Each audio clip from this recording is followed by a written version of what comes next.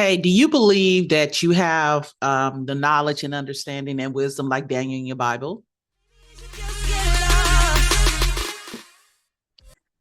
Well, here's one thing I know. Some people think that there's a new class of thinkers emerging in today's environment. But to be honest with you, from my viewpoint, they've always been there. Hi, my name is Uche Maple, and welcome to the Women Who Lead Network, where we talk about everything entrepreneurship, leadership, and living a purpose driven life. Today, what we're going to really talk about is this video that I saw, and I'm just going to play a snippet of it, but I'll have the link in the description where you can go listen to the whole thing. What I thought was interesting about this is the conversation that was being had. And when I was listening to this, I thought this is interesting because in my opinion, people who think critically are people who know how to focus and they know how to remove the noise, because you're thinking about what the next steps are. And you are looking at history, you are looking at philosophy, you're actually looking at psychology on how people operate and why people operate. But before I get into any more detail, here's a snippet of it, and just want you to listen. I hear them talking, and I hear things that are so misaligned that it panics me. So I hear someone say, hey, tech billionaire, what should my kids study? I'm worried for my kids. Wow, they should study coding, physics, and then 5 minutes later, as if that answer didn't happen, someone will say, to what do you attribute your success? I mean, deeply when you think about it. And the same person will say, my deep reading of philosophy and the Stoics. But this actually makes sense, right? So one thing I think people need to, when I think about this is, it's one thing on what you're going to study and what you can earn money on. And it's another thing on how you're building your education. There are two train of thought here. And the way that I look at what she is saying is, there are two things. One, you have your schooling and your education. Your schooling is what you're being taught in school. And to some extent, in my opinion, how you can earn monetary gain. But your education is the information that you use to invest in yourself. Because the more education you can receive, the more information that you can obtain, you're able to connect the dot. As a systems engineer, one of my responsibilities is we always have to look at the entire system. We have to look at it from a holistic standpoint and not a piece part, because we have to see what connects, what interfaces to one thing, what information is being sent over to where, when, how fast. But we have to look at it as an entire system, because if something breaks, we need to be able to have a bird's eye view of it. Right? Okay. So let's keep it going. And so then I'm thinking to myself, well, which is it, dude? And then I start to extrapolate from there and wonder if there is a thinking class that's emerging where they're like, we're going to read philosophy and we're going to read the liberal arts and we're going to study history. Well, so in your opinion, do you think there's always been a thinking class? I think there's always been a thinking class. It may not be obvious, but there's always been a thinking class. And the reason why I say this, well, one, because I was a thinking class. Listen, I didn't grow up having TVs and telephones and all that stuff all around. I found my love in books. And as an engineer, I had to do a lot of research and work. But my first love was books. And what I'm realizing too is, when they had to crash the real estate crash, when everything was going on in 2008, after that, I remember talking to people and I said, there has to be a pattern on when the next one is going to be. And when you started looking at the forecast, you can look at it yourself. How often are we having these economic downturns? And they said it's going to happen another 10 years. And guess what? 2019, it was happening, right? And then boom, the pandemic. Because people who are able to take advantage of what is happening in the economy, in the world, are people who have the predictors, the indicators. So when you know history, you understand it. Let's keep going, because I'll talk about this all day. Let's keep it moving. And the rest of you, just keep scrolling. Don't worry about the big words. We'll handle all the big words for you. Like, it's like when they asked Steve Jobs, boy, your kids must love the iPad. Steve Jobs said, my kids don't have an iPad.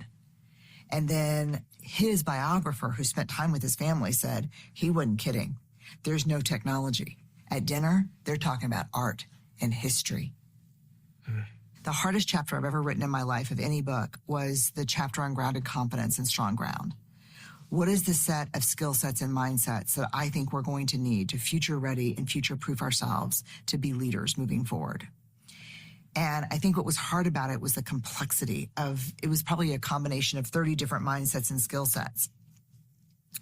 And when I was done, for commercial reasons, someone on my team immediately said, geez, this is like if you can train people in these things, this is like really important. And the first thing that I thought was, fuck that, my kids. I want this for my kids. I want my kids to know systems thinking. I want my kids to know anticipatory thinking, situational awareness, temporal awareness. I want my kids to have this complex set of skills. So if you think about that, right?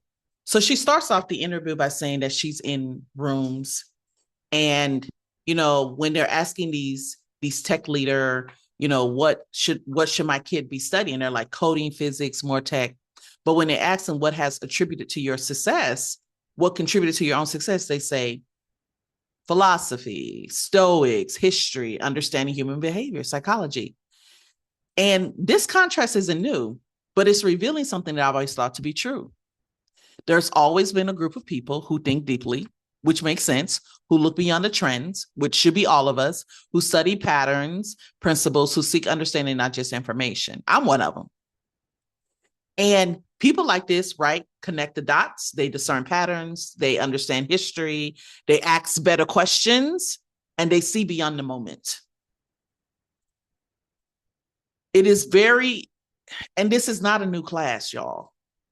It's the same kind of thinking we have always seen in historical figures, builders, leaders in every generation is what we're seeing now. So this is not a new class of people.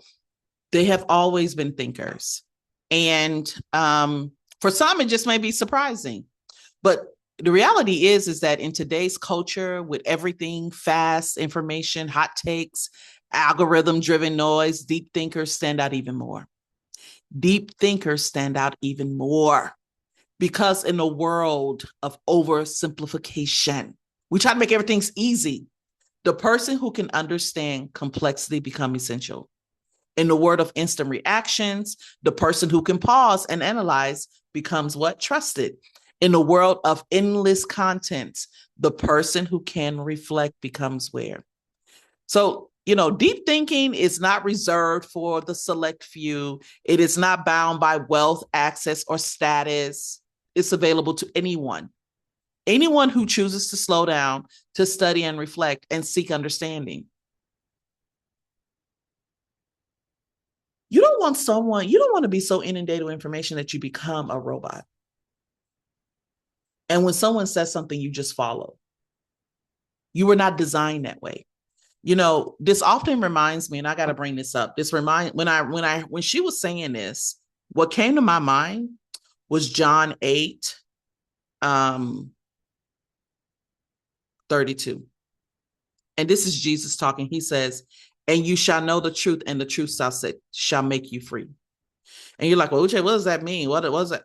Because when you know the truth by following Jesus Christ, by following God, there is a level of knowledge and understanding and wisdom. Remember at the beginning of the video, I said, do you have the knowledge, understanding, and wisdom like Daniel? Because if you read the story, they took 3 years of learning something in a foreign country that was not their homeland. And it says that God gave him knowledge and understanding and wisdom. So he gave them the knowledge that they were getting. He made it deeper. He gave them the understanding of that knowledge, which psychology, philosophy, history, and then wisdom on how to apply it, which is what's rare in today's environment. So just as, so as I'm saying is don't feel like you're behind, but do a checkup. Like we got to go to the doctor and get a checkup of where you are. Are you taking in so much information that you're no longer a free thinker? That when somebody does something or when something happens, you follow the trend. Don't follow the trend, be a trendsetter. So there's this quote that says, and I love it. I love this quote. And it says, don't go where the path may lead. Instead, go where there's no path and leave a trail. And that's really where we need to be today. You really need to leave your own trail. Make your own mark. Don't be a follower. Be a trendsetter. And become a thinker. Be sure to like and subscribe.